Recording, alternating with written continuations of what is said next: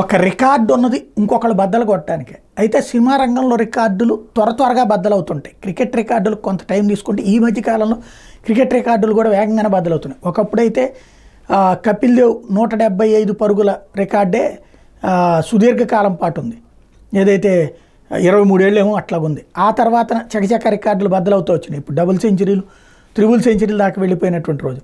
అది పక్కన పెడితే ఈ సినిమాల రికార్డులు మాత్రం చకచకా ఉంటుంది. అందులో ఈ బద్దలు కొట్టేటటువంటి వాళ్ళల్లో ప్రభాస్ చాలా సీరియస్గా ఉంటుంది. ఈ మధ్యకాలంలో హయ్యెస్ట్ గ్రాస్ కలెక్ట్ చేసినటువంటి సినిమా రజనీకాంత్ జైలరు, విజయ్కి సంబంధించినటువంటి లియో. ఈ రెండింటిని ఇప్పుడు ప్రభాస్ కల్కి అధిగమించింది. కేవలం 6 రోజుల్లో 615 కోట్ల రూపాయలు వసూలైందట.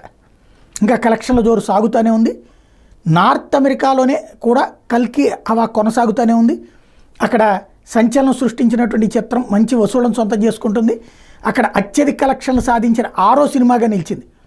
బాలీవుడ్ హీరోలు అమీర్ ఖాన్, రణవీర్ సింగ్ల సినిమాల రికార్డులను కూడా నార్త్ అమెరికాలో ఇది బద్దలు కొట్టడం అన్నటువంటిది ఇక్కడ కీలకం.